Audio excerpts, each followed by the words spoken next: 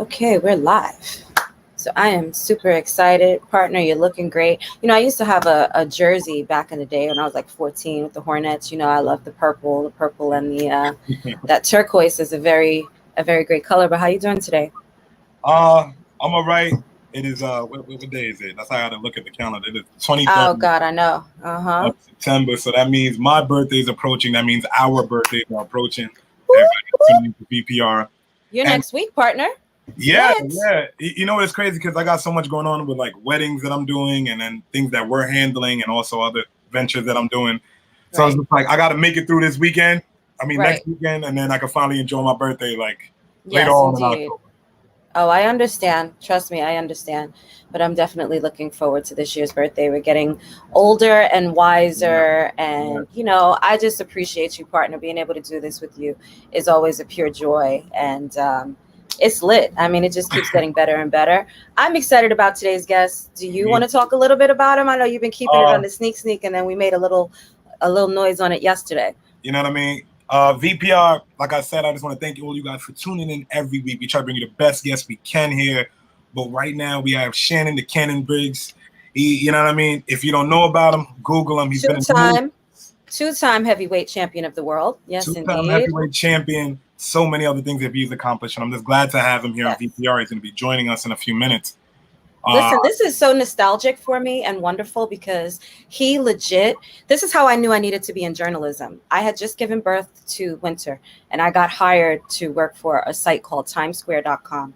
He was my first interview and I interviewed him on the phone. And that's how I learned that he was asthmatic. He had written this book called Live to Breathe, I think, or Fight to Breathe. And he was telling me about his homelessness, about his mother's drug abuse and, you know, finding her dead. Like his story is crazy. And he really impressed upon me what boxers go through. You notice we see so many boxers fall off the map because that money is literally like bags of money and it's being dispersed and managers are stealing and promoters are stealing. You're living a lifestyle, but you're living in bankruptcy because you don't have assets. You just have this liquid cash that keeps going out the window. So he's going to enlighten us a lot, but he's so motivational and just so dope. So I'm super excited. This is great for VPR. And this is great for everybody that's watching because he's very, very motivational. So be prepared to be motivated on some Let's Go Champ. And we're definitely going to be laughing our asses off. I'm here for it. You know, I've seen a few of his interviews and I do love his personality and what he brings to it. Yes. He's very eccentric with it. I think he's from Brooklyn, correct? Yes, sir. Yeah, so you know what I mean? So you know how we giving up Brooklyn, we go hard every time. Y'all know where I'm from. Brooklyn, but Qiana, we go hard. Before we have him come on, COVID's still a thing. These mandates are still a thing. They are. Just to touch on some world topics, you know what I mean? Yeah.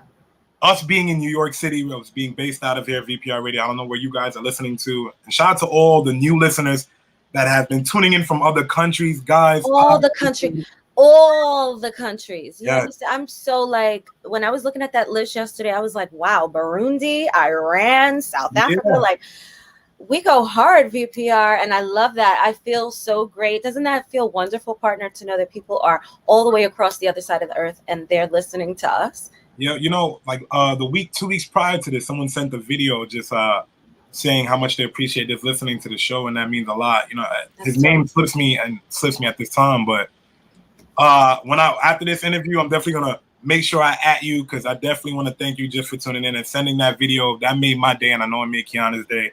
Absolutely, how it affects you guys' lives. But yeah, I'm getting to a point with this mandate, Qiana. I ain't gonna tell nobody what to do. Like I said, we're not here for. They're making it hard for us, man. Yeah, you know what I mean. To travel around and do what I want to do, I want to make sure everybody's safe, and we don't know the long-term effects of what this can do. And I know people saying, oh, you know, it's just like a flu shot. I get that. Right. And I wasn't big take the flu shot before. So it's just like, you know what I mean? I gotta sit here with an eternity with my body, not knowing what I'm putting in for a short period of time. And it hasn't even been out for a full year, or whatever the case may be, the vaccine on. And now they want to, you know, approve it for 5-year-olds and younger. And that's a little scary.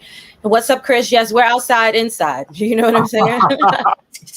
Oh, I see Shannon just appeared. So let's just bring him on. Let's go, champ. We have the former 2-time heavyweight world champion, author, innovator, entrepreneur. He's everything and more. Shannon the Cannon, what is Ooh. up, fam?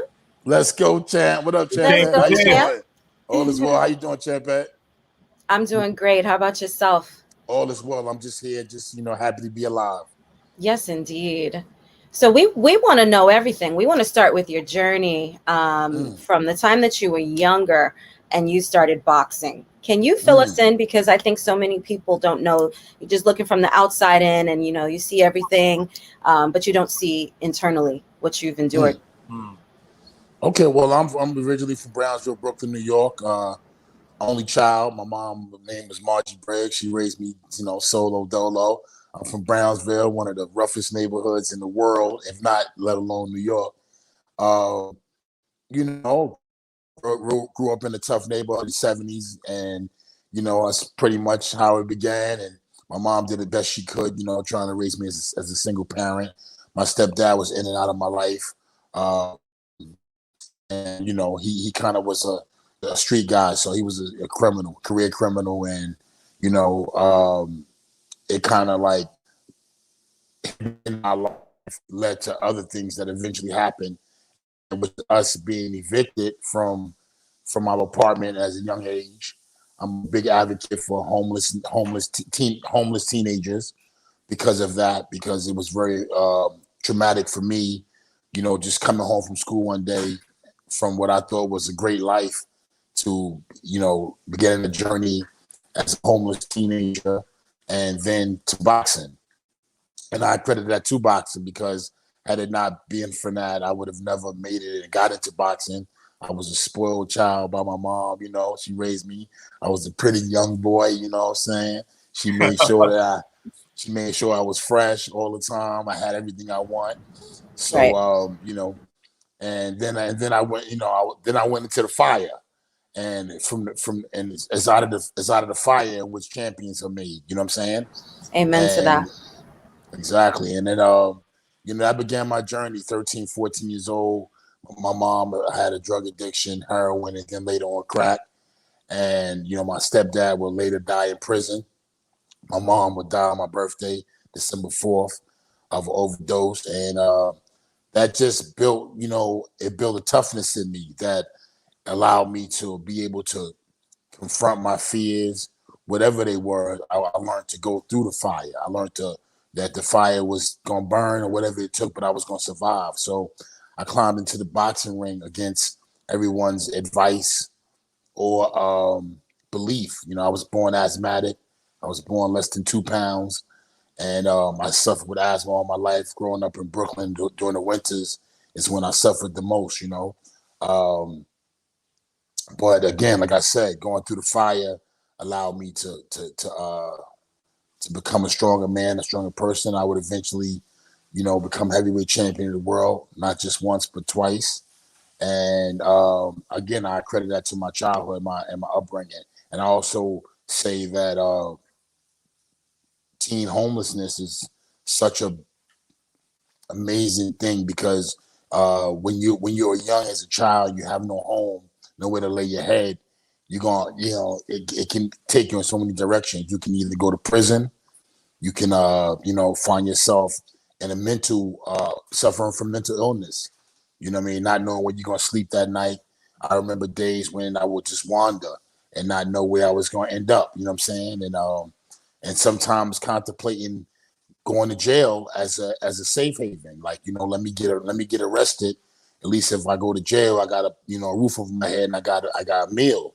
And I think a lot of men and women and especially young feel like that. You know what I'm saying? And then once you get into that system, you start learning how to jail. You start learning that, this is better. This building is better than a project building. You feel me? Where you trying to scrape up a couple pennies or whatever to get some bread, get a loaf of bread.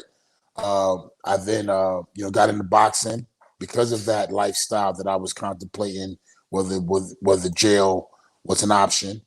That I said boxing is an option, and it was an option. But again, let me just tell you this: a lot of people they rather go to jail than be a boxer because it's somewhat easier. You know, to confront your fears every day, and to physically put yourself into a bad situation ain't easy. Even though you may say, okay, well, it's some goal that end of the road. Some people ain't willing to go through that. They're like, nah, I don't want that goal. They come with some lumps and bruises along the way. That's why. Pretty much. No. You're muted, Shan. No, I'm sorry. I was asking for a charge of my battery. So man. So basically, you know what I'm saying? I just, I came up in the 70s and the 80s. The crack era was strong and hard, but I was able to I was able to avoid prison, avoid all that. Sorry, guys, can you bear with me 1 second? Yeah, absolutely. Take your time. Yeah, we can hear you. Okay, cool. So I made it in boxing. I was fortunate. I went to Jimmy O'Farrell's Starry City Boxing Gym in East New York. That's where I began my career. I had a nice amateur career. I had about close to 40 fights. And I traveled the world. I was able to, get on the plane for the first time, meet, legends in the game, travel the world. I went to where did I go? Ukraine, England, Poland, Ireland. I traveled the world. Here was a kid growing up in Brooklyn, homeless with nothing, and now I'm traveling the world, meeting all these people, you know what I mean, and seeing different places, and that just changed my life, So I was very fortunate, and but I always had a business mind. To be honest with you, Q, I always was a hustler in the sense of a guy who was willing to work. I started working when I was 8 years old. I used to pack bags at a store called Consumers in Brooklyn. In Brownsville, then it was changed to Consumers. First, it was Royal Farms. Excuse me, it was Royal Farms. Then it changed to Consumers, and I worked there. I sold watermelons every summer. Anytime I could, I worked on the watermelon truck. I sold newspapers, shoveled snow. I did odd and end jobs. I was always, I remember when they came out with the collecting bottles. The 5-cent refund. Mm-hmm. When that first came out, I couldn't believe it. I was like, "What?" So we was free money. We used to go around collecting bottles as kids because we just wanted to, get a little snack. We wanted to get a hero. You know what I'm saying? Get a juice. Get a juice. This is definitely New York hustle. That chopped cheese. You feel me? Yeah, they call it chopped cheese. We used to call it a hero. You know what I mean? Right. we grew up calling it a hero. I used to go get a hero, a juice, a bag of chips. You know what I mean? And then we had some, we played some arcade games. We go to the arcade game, and that was like a big thing. So, for me, all my life, since I was a little kid, I was figuring out, try to get this bread, get my bread up.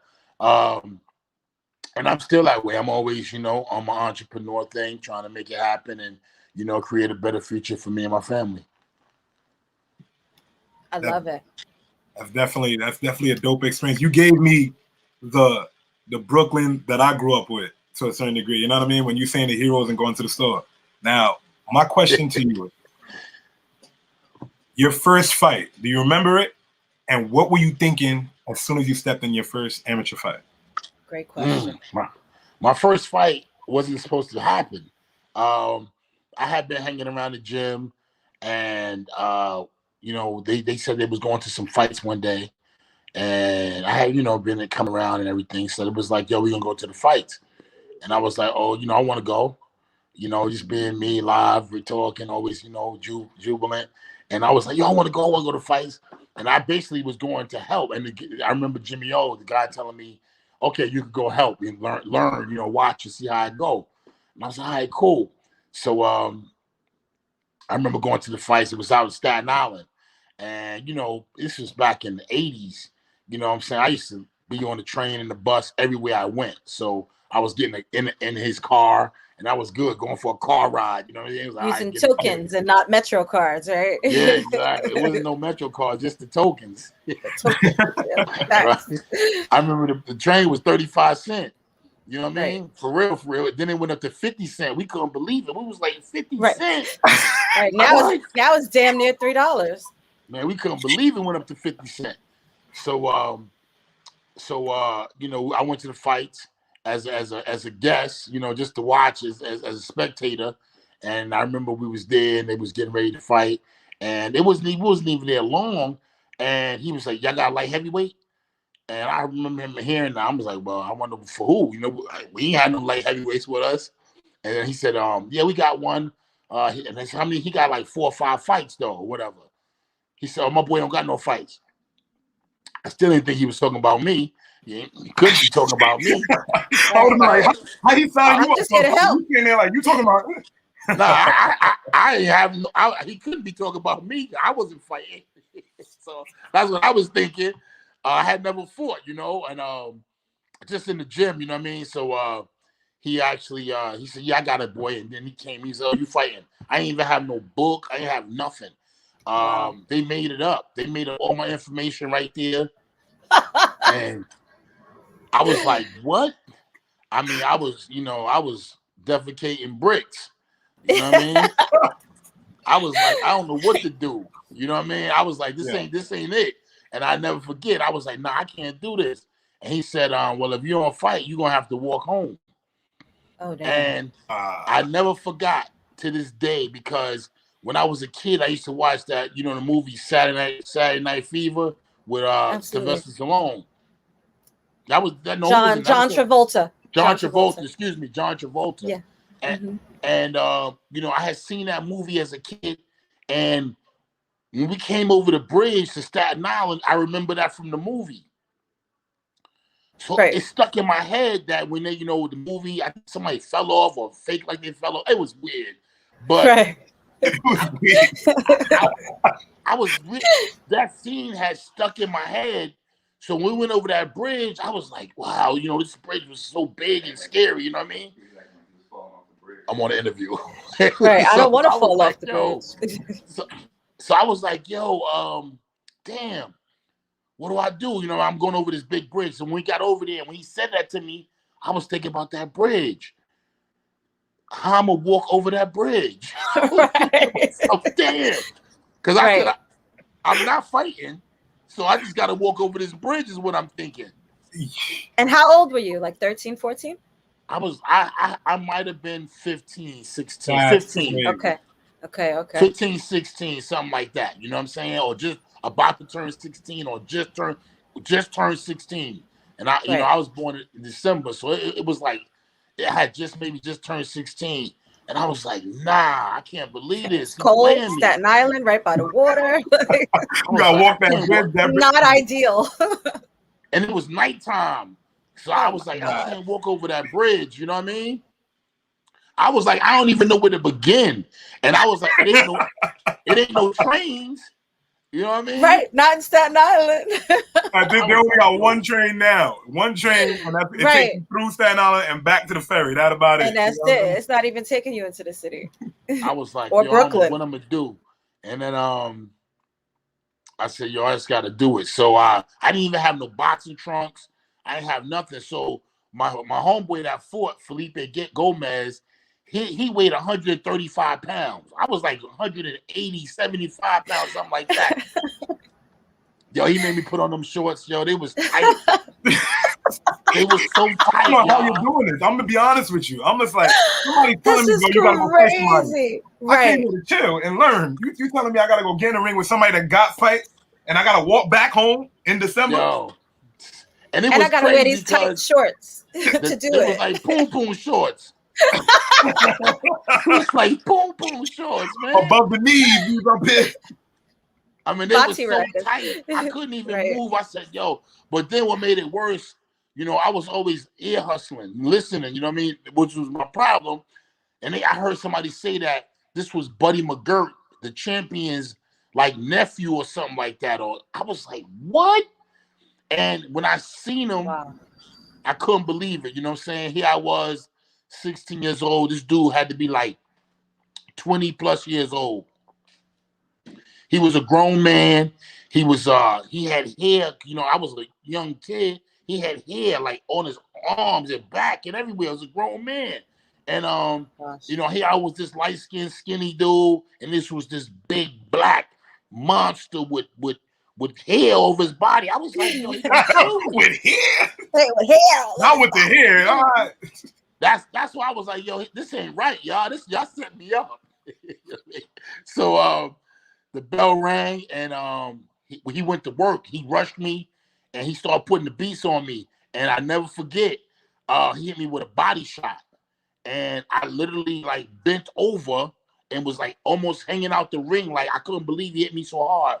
And I looked over at my trainer, Jimmy O, and he looked at me and he said, "You're going to have to walk home." Oh my God. The reminder. And I never forget. I got the referee got him up off me. I wanted to quit. I was like out the ring, like between the ropes. Like I couldn't believe my stomach hurt so bad. I never got punched that hard. And he said, he said, "You're going to have to walk home." And by the way, the place was packed. When we got there, it was empty. But by the time I fought, which they made the last fight, like the main event, my first fight, they made it like the main event. When I came out to from the it was in a gym auditorium. When I came out, the place was packed. I couldn't believe it. My heart was so scared. I was trembling. My knees were shaking because it was in front of a crowd. I had never been in front of a crowd like that. My first fight, unexpected. They cut the sleeves off my t-shirt. Usually you fight in a tank top for the amateurs. They cut the sleeves off my t-shirt and I had a V-neck t-shirt. So here I was with a white t-shirt on. No, they really lied you. I'm hearing all this people give me anxiety. This is crazy, right? And I had on sneakers. I ain't have no boxing boots.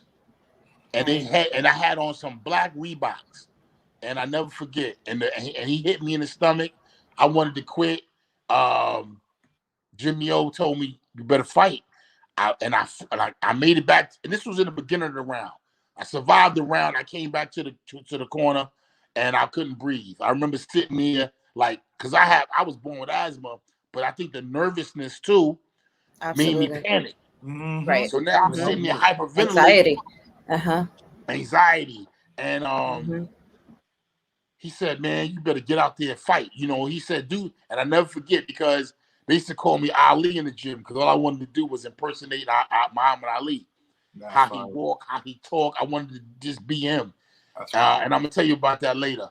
But what I did was, he said, "Do that Ali stuff you be doing in the gym." And then I went off memory. And then when the bell rang, I came out pretending I was Muhammad Ali, and I was spanking him that round. So everybody got quiet. He couldn't hit me, and I was hitting it. And then the third round, he said it again. He said, "Come on, pretend like Muhammad Ali. Do that again." And I started. He said, "But do it like you do it in the gym." And I started. Okay, what would he do? And I started acting like I was him, and I started pretending I was him, and I dropped him. Boop boop boop boop boop. What would Ali do? I love it. Boop, boop, boop. You know it's real, Shannon, when you hit a boop, boop, boop. When they hit you, actually hurt. That's right. I hit it with the boop, boop, boop, boop. I hit him with the 10-piece, and he went down without the combo.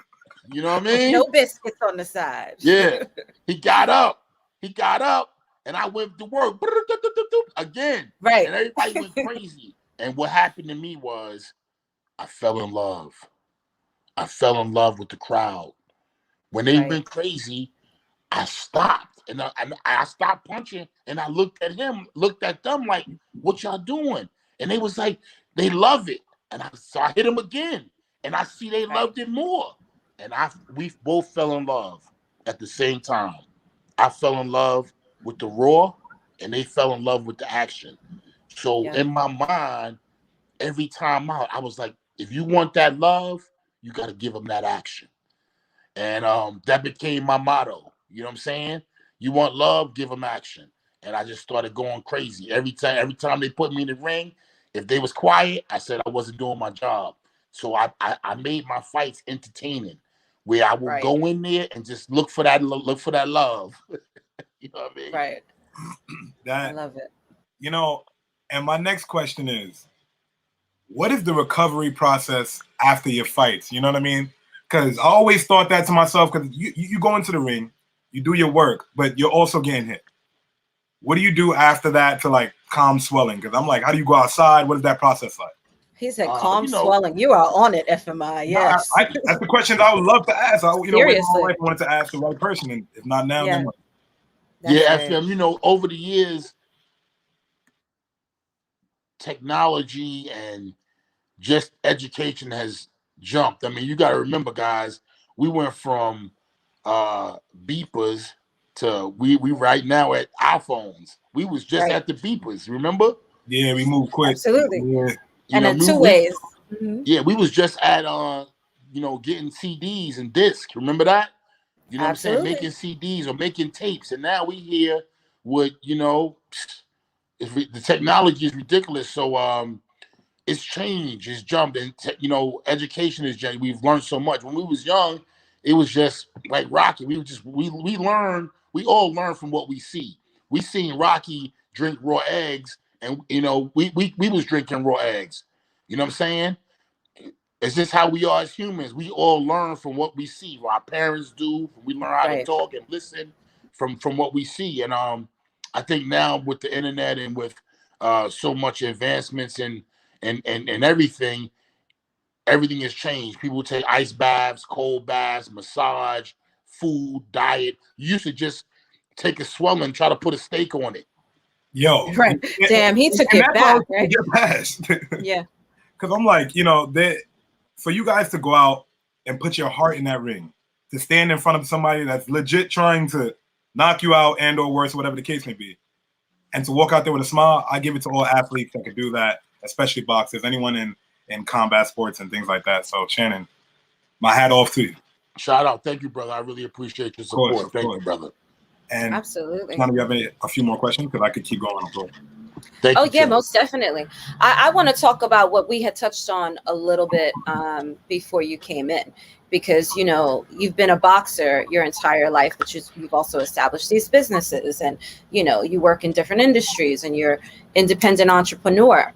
I want to talk about the ugly side of boxing behind the scenes. For so many boxers that we see come up, they become champions and they fall off the map. We don't see them anymore. The next thing you know, they're broke.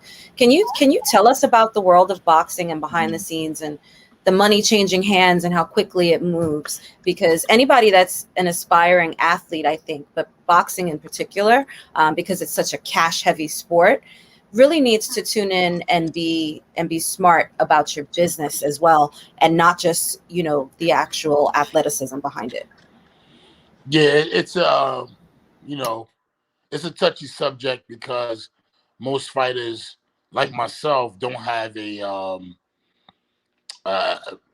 high education when it comes and learn. I don't come from a family that taught me financial stability and how to be stable when I got older.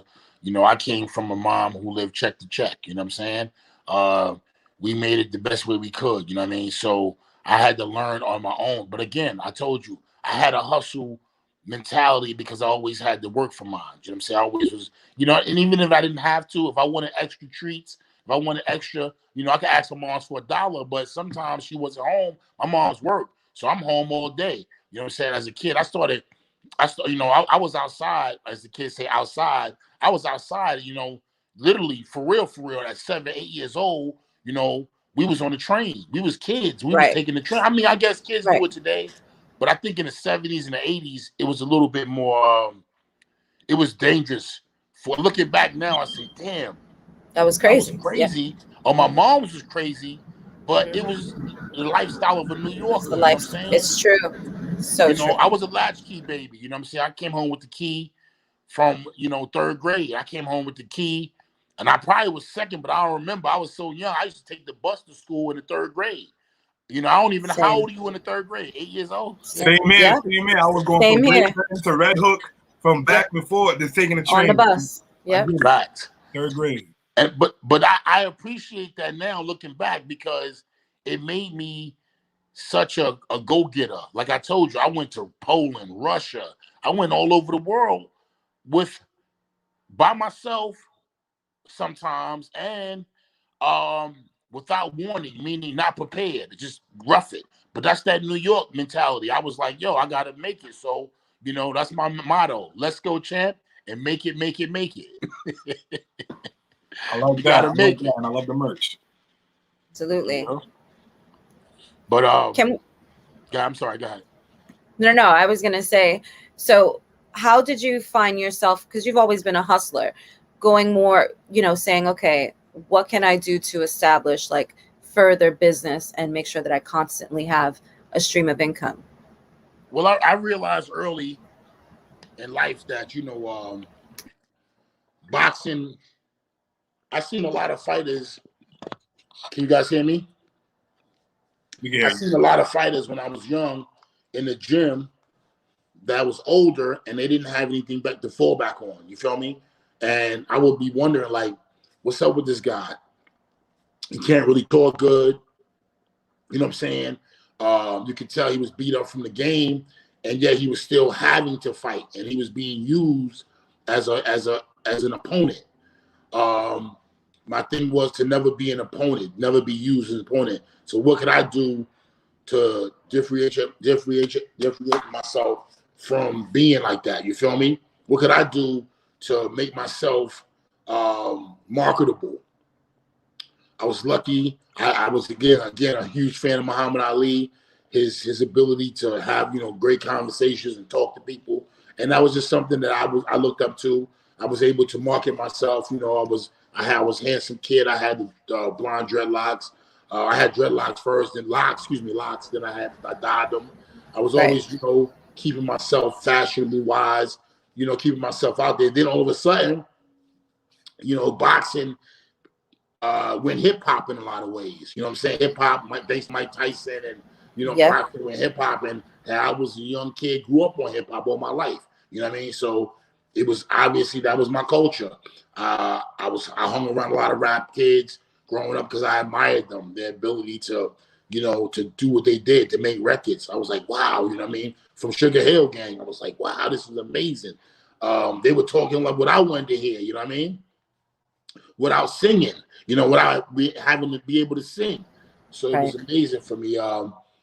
And, you know, just having that thought to market myself made me, and again, seeing older guys in the gym who had either not made it or they were beyond themselves as fighters, but I still seen they had to. I was like, damn, this is a rough business. You got to have something back to fall back on. You got to have a job. What if your eye get hurt? What if you hurt your hands? I had a lot of hand problems early in my career, a lot, where I was told that I would never make it. You know what I mean? I had a lot of things that people said, you ain't going to make it because of your hands. You ain't going to make it because of asthma. This and the third. So I had to think to myself, what are you going to do if this don't work? So I had to think about, okay, you know what? You better start another business. Start this, start that. Have other, you know, streams of revenue coming in just in case the worst happened. And I started using, and I don't feel bad for saying this, whereas I used to, because you're kind of taught in the game. And even today, I posted something and somebody said, "Oh, something. Fighters don't do it for the love no more. They do it for the money." And I say to myself, man, people are crazy. You know what I mean? Because they don't understand that we fight for money. We fight so that we can, you know, feed our families. You know what I'm saying? Exactly. And it's just amazing to hear when people say, "Oh man, you know, he's not dedicated, or he's not this." I'm like, bro, I do this for my family. It's a job. You know what I'm saying? And it's a tough job. And that's the thing. A very tough job. You know, social media has created an avenue where everyone could throw in their input to your life, your personal life, and that's the crazy part. You reach out straight to you and say whatever they want and expect no rebuttal and or any emotion behind it. And you know what I mean? And that's the thing. Well, I know with Shannon. Repercussions. Okay. No repercussions. You definitely have a very high personality and engaging following on social media. Can we talk about that? I know you and Rampage are always going back and forth. What's up with your social media? You have fun, you use it for your business. Tell us a little bit about it. Both, you know, again, marketing myself. I have to, you know, I've been blackballed in the boxing industry quite a few times. You know, I call them regimes. Different regimes come in. Right now, a long time ago, it was HBO. Then it was, you know, the next regime. They come in. I ain't never been a company man. You feel me? I intimidate some people. I get on some people's nerves. they don't, you know, sometimes, you know, in the game, in any business, if you're a worker, so they think you're a worker, you got to stay in a worker position. You feel me? Play your role. And that's cool and all, but I see myself as an independent contractor. You feel me? I love that. I love independent contractor. You ain't on payroll for nobody. You decide when you come in and do I love that. Yeah, I'm an independent contractor. I work for me, and you know, I'm my business because I've seen it already. I seen old dudes, you know, in the gym, and I said, I was putting 2 and 2 together, and I was like, you know what? You know, I seen managers be douchebags, excuse my language, and treat fighters inhumane. I've had some bad treatments towards myself. Man, it's a dirty game, man. But any business, and I'm not saying most businesses is filthy, but yes, the boxing business is the flesh business. Right. It's the flesh business because you literally like taking human meat and you put them against each other like animals and making them fight, and they fighting, and we do it. Some because we have to, some because we love it. You know what I mean? We enjoy it, but it's a business. You know what I'm saying? It's a business, it's a fight business. It's prize fighting. You feel me? We fighting for a prize, and a lot of times people would say, "Oh, you know, you looking for a side hustle. You're not dedicated. You're not this. You're not that." I'm looking for a plan B just in case plan A don't work out. That's right. Mm-hmm. And it's eventually plan A gonna run out anyway. That's just right. You need plan B for your longevity, especially in a physical business. I mean, any sort of athleticism. We look at basketball players when they're in their 30s, they start calling them old. It's you crazy know what I'm saying? It's crazy to me. What if you don't have endorsements? What if you haven't created your own businesses? You're living the lifestyle according to the amount of money that you make, right? So you're not living in a small one-bedroom apartment. You know what I mean? Living in a multi-million-dollar mansion because you're making $35 million a year. But if that $35 million a year doesn't continue, you can no longer afford that $70 million mansion. So I think that's very smart. Got to have the plan B and C to back it all up and even feed into A while you're still running B. You know? Yeah, that's a fact. I think that's the only way to do it. Shit, and that's why I use my marketing, my social media. I've been, you know, somewhat successful and making, you know, having a presence online. It could be more, it could be less. You know what I'm saying? Again, it depends on who you're looking at. But I feel as though it should be more. Unfortunately, it's me against the machine. You know what I'm saying? I'm gonna keep it real with y'all. It's me against the machine. You know, it's me against the machine. There is people out there who don't want to see me, you know, take the spotlight, shine. Some people out here who just hate me, just period. Don't want to see me eat. So I'm fighting that machine, champ. And you know what? I think I'm gonna win. You are gonna win. Let's go, champ. Let's go, champ. You know what I mean? I've watched you do so much that you even translated your career to a few movies. You know, explain those. I have a few of them up here right now that you've been in. I've seen Transported to Bad Boys to explain that, because that's dope. You went down in history with just being in those movies. How did you feel when you got casted? It was cool. It was, you know, again, another experience that I had to slide in and you know, there was like, nah. And I was like, nah, I don't really take no for an answer. You know what I'm saying? Right. That's why I feel like a no is it could be, it might be temporary for you. It's a soft maybe. Yeah, you might feel like that no today, but tomorrow you might change. And I know you will change, because why? I'm gonna do my best to change you. Whether it's because other people say, yo, there's a lot of value in this guy. And you have to, or you say, man, this guy's persistent. You know, he's this, he's that. Let me give him a shot. I'm going to do my best. So, you know, I'm going to keep trying until it ain't no more. That's just me. I'm going to keep trying until it ain't no more. I love it. So what's next for you, Shannon? Because I know you have so much on your plate. Well, I'm in the process right now. What I really like to do is finish my book. Again, I like to build some sense of cohesion in my social media. Is a little bit all over the place right now, so I'm looking to get that in order. As far as, you know, I got Twitter, I got Facebook, and all that, but really build my presence, because it's important, and I've been on it for years. But you know, I got kind of lured into the trap when they started doing these legend fights.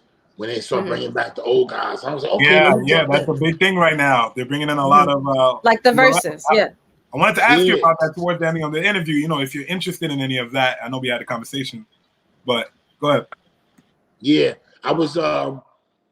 I jumped back into that thinking, okay, you know, this is right up my alley. I got the social media presence. You know what I'm saying? I'm gonna sell tickets. I'm gonna put asses in the seats. You know, the pay-per-view is gonna go crazy, because one thing is I'm gonna sell it. You know what I'm saying? But I came to the realization that nobody want to risk their life fighting me. You know, when they see my face. Hey, all you gotta do is fight one of these YouTubers that be saying they want to fight boxers, and they boy, you're gonna get all the clicks you need. You ain't gotta worry about none of that. Nobody won't fight me, FM. Nobody won't fight me. Mike Tyson, nobody won't fight me. I called out Mike. I called out everybody. I said, listen, let's get the money. It's a fact. You know, I just want to punch holes in people, but people don't want that. They don't want that. They do not want to have holes punched in them, Shannon. Nah. I don't even, to be honest with you, your conditioning, I went on your Instagram and I'm just like, all right. I looked at your age. I sat there and I looked at my age. And I was just like, I don't know what we're doing. I'm not eating right. We grew up in the same borough. I don't know what heroes you eating, but the heroes ain't working the right way. It need to work like this. I'm a machine, champ. I was born in the fire. I tell people I'm a Sagittarius. I'm a fire, so I was born in the fire, champ. Word. Amen to that. So, what new things are you working on? You know what I mean? I know you're a busy guy. We don't want to keep you too long. What new projects are you working on for this year? Like I said, I was saying a book. I want to do this book. I want to do a digital book with an animation series to it. You know what I'm saying? I got an NFT dropping next month. Here we go. I was actually on the phone with a billionaire this morning, a crypto guy. We got a great relationship. So I'm looking to do some different things in that area, real estate, Airbnbs, car rentals, you name it. I really, one of my passions, this dream is to open up a dessert bar. I want to open up a dessert bar one day. I love pastries. I'd love to open up a dessert bar. You know what I mean? What would you call it? Flirt and dessert. Love it. Hey, nobody steal that either. You know what I'm saying? Y'all heard somebody already tried to steal it from me. I sued them and I got it back. But it's all good. Good. So you've trademarked it already. You already know what's up. Yes, sir. There we go. That's right. And speaking of trademarks, for those out there claiming VPR Radio as your name, you will expect, because now there's several, you will expect to hear from our lawyer soon and get those trademark infringement letters out. So just FYI, the VPR trademark belongs to myself and DJ FMI, and it is our brand name, and we're going to keep it that way. We don't play about our business, right, Shannon? Let's go, champ. Let's go, champ. Yes, sir. I'm ready to see all the great things you're working on, and I'm going to be supporting it. I already made sure I'm going to bomb your Instagram. I can't wait to send all our VPR listeners to come and check out your content, to come and check out the book that you're working on, and I can't wait to see the animations. Absolutely. And holla at me, Shannon. I can help you organize your social media and stuff. So we can talk behind the scenes. I'm trying to get this book over. I'm either going to... I'm a writer. I'm either going to find a literary agent, or I'm going to do it myself. I ain't sure yet. You know what I'm saying? I got to figure it out. Either self-publish or get an agent. I haven't figured it out yet. All right. Well, holla at me. Let's chat. And tell everybody where they can find you. If you have anything else, coming up next, where they can check you out live, or you'll have any appearances, let them know, and everybody can come in and follow you. We appreciate you. Oh, I appreciate that. You can catch me on Instagram at Cannon_Briggs, and Twitter is, I think it's Shannon the Cannon, I believe, or the Cannon Briggs, one of those. And I'm on Facebook, but again, I am in the process on my website, ShannonBriggs.com as well. I'm in the process of, revamping my whole media outlook and all that. But I'm around, man. I'm around. You know what I'm saying? I'm hanging on like a hubcap. Yeah, we appreciate you. Let's go, champ. Let's go, champ. Let's go, champ. Thank you, Shannon. Thank you. I appreciate you guys. You guys are the best. I appreciate you, Q. DJ FM, you the best. I appreciate you, champ. Yeah, we appreciate you. Have a great day. You too. Let's go, champ. Let's go, champ. Qiana, VPR, y'all see the smile on my face. And I say this to say, no matter what I'm going through in life, when I get on VPR, when I DJ, when I'm doing what I love, time flies by and it's organic for me. You know what I mean? Yeah. So doing this and having you guys just watch and take time out your day every Thursday means the world to me. And I'm going to keep saying it every show until I drive it home to you guys of how important you guys are. That's right. We're ever so grateful. We're actually coming up, next year on our 4th year FMI. I'm extremely excited about the. It doesn't even seem like it, right, partner? It feels like we just started. We've done Corona. We've done Quarantina. We've done Brooklyn Basement. We've done Brooklyn Studio. And our audience has been with us the entire time. We've done Rolling Loud. So many events. 420 events. We've been all around New York City and outside New York City, just getting it done to bring you the dopest content, VPR. Yeah, and we're super proud and super excited about our future, and so full of gratitude for our amazing guests and our amazing audience that's always engaging. Remember, you can join our VPR Radio group on Facebook if there's any questions. We always check that for exclusivity. You'll get to get your question out to our guests, and we have so many great guests coming up for the rest of the year. We're actually booked up through January, and I'm working on getting us a really, really extra special guest for our first January show. You know what I'm saying? I also have some guests that I want to slide in there. I have some amazing. Slide them on it, partner. Let's go. And there's so much conversation that we need to jump into. And I had a slew of them ready for you guys, VPR, but we're going to catch up on that next show next Thursday. So we still got to discuss that Drake and Kanye album. Qiana, we got to make some time to sit there and listen to it so we can have a great discussion upon that. Not to weigh them against each other, but just to see the different feel. So we can Let's do it. I got you, partner. I appreciate you so much. And I appreciate everybody for tuning in. This is our new time frame. We're going to be here every single Thursday from 11 to 12. So you can catch us here. Make sure you follow. Please share. Follow my incredible partner, DJ FMI. And of course, our special guest today, Shannon the Cannon Briggs. You can find him on Instagram at Cannon_Briggs. And we'll see you next week. You got to go get a hero and a juice. And some chips. I'm about to run to the store and do that. If it made me look like that, VPR, I'm trying to look like that. Y'all playing with me, man. Get that hero in your life. Get your weight up. We love you for watching, guys. We'll see you next week, and we appreciate you. Ciao.